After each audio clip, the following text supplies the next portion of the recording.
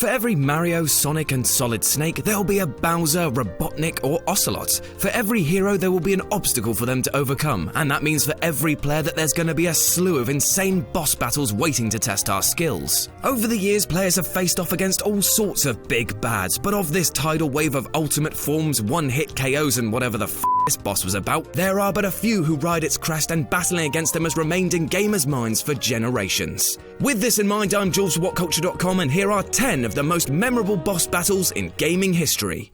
Number 10. Bioshock Big Daddy. Very few things come close to experiencing Bioshock for the first time, and within this rusty tub of a town you can find one of the baddest mama jammers ever to strap a drill to his arm. I'm talking of course about the Big Daddy, and yeah, I know they're technically not a boss in the traditional end of level sense, but instead think of this marine-based monster as an optional sub-boss, and that's why it sits at number 10. Fighting this guy was intense to say the least. Not only is he the fastest and possibly most aggressive enemy in the game, but his large pool of health and a punch which feels like being hit with the Titanic means that in order to beat him you're going to need your wits and a whole lot of Adam behind you. Number 9. Devil May Cry Virgil. The Devil May Cry series is no stranger to intense boss battles. From TV executives trying to pixelate you to sexy snake ladies, the franchise just loves ramping up the crazy wherever it can. But truly, if you ask any DMC fan, there is one boss who stands above the rest, swathed in blue and with a big bastard sword. Virgil, or as he's known throughout most of Devil May Cry 1, Nello Angelo, or Nero Angelo, depending on your bad translation skills. Throughout the first game, Dante is hounded by this demonic knight, each time resulting in a boss battle sicker than this guy. But it's the third encounter with the Blue Brute which stands out as our favourite. The fight is intense and filled with an almost tangible sense of urgency. He retaliates incredibly quickly and is pumped up with a new ghostly blade attack. It's a fight that's engaging on almost every single level, and one that sets the wheels in motion for Virgil to become the real franchise favourite that we know today. Number 8. Mother 3. Porky. Porky is possibly the ultimate troll. In Earthbound, he's a selfish, annoying, bowl-headed Burk who ends up becoming the right-hand man of the alien menace who's hell-bent on taking over the world. Dick move, Porky. But after besting him, you probably think that that's the end of his spankety-spankety hijinks. But no, for in Mother 3 he once again resurfaces, this time as a frail old man. The fight with the now decrepit Porky in his spider suit is one which will sit with you long after the battle is over.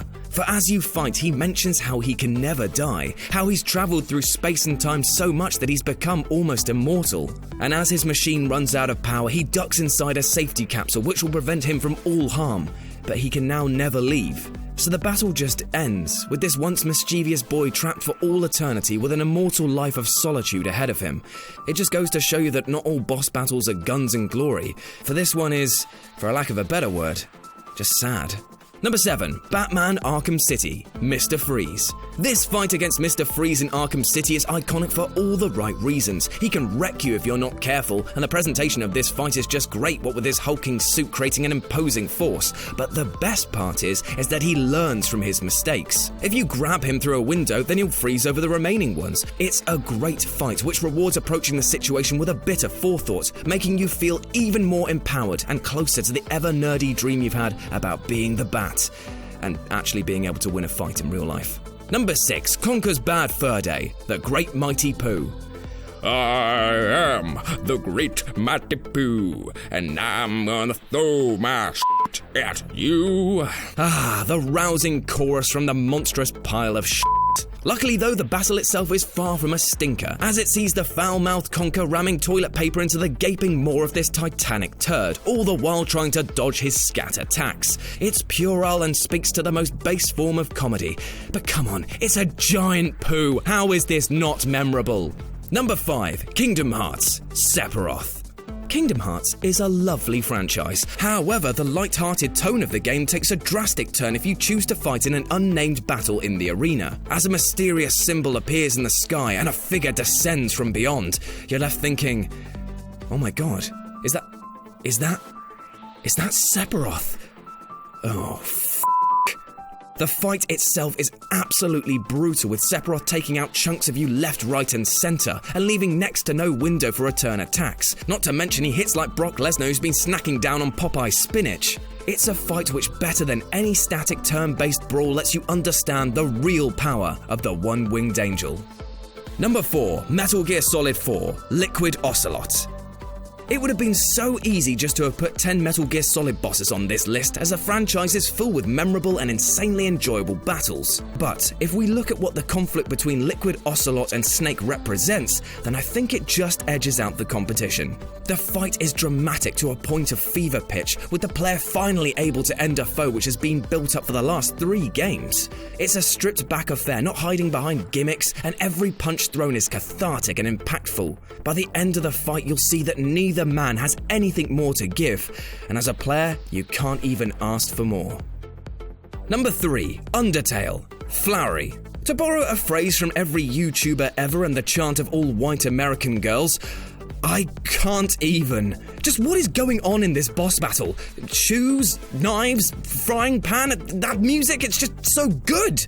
It's just indescribable as to how much fun this boss fight is, an ever-shifting roller coaster of bullet hell and psychedelic colours. This, much like the game itself, demands your attention. Seek it out and weed out this petal punk. Number 2. No More Heroes 2 Alice Twilight.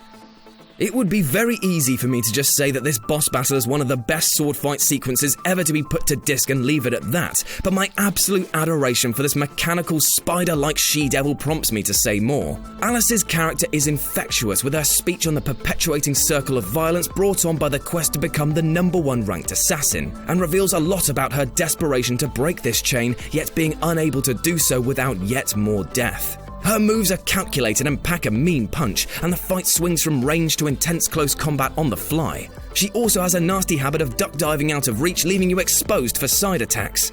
It's a great contest of swordplay, and once the dust settles, leaves you wishing more than anything that things didn't have to go this way. And number 1, Donkey Kong 64 King K. Rool. Squaring off against all of the Kongs, King K. Rool's boss battle takes place inside a massive boxing ring. Each round sees you using a different Kong and taking the fight to him in varied ways. It's a fantastic thrill ride of a fight, as the mechanics are constantly shifted to keep the action fresh. Not only that, but the presentation of the fight and the reaction of K. Rool himself is right in line with the DK brand of comedy that we know and love. It's nearly 20 minutes of pure frantic fun that in my eyes makes it one of the most memorable and enjoyable boss battles of all time. And that's our list. Got any more bosses which you want to boast about beating? Then leave us a message in the comments section below. If you want to come chat with me about video games young and old, you can do so here or on my personal Twitter, RetroJ0. If you enjoyed the video, then like, share and subscribe for more. As always, I've been Jules of WhatCulture.com, and I'll see you soon.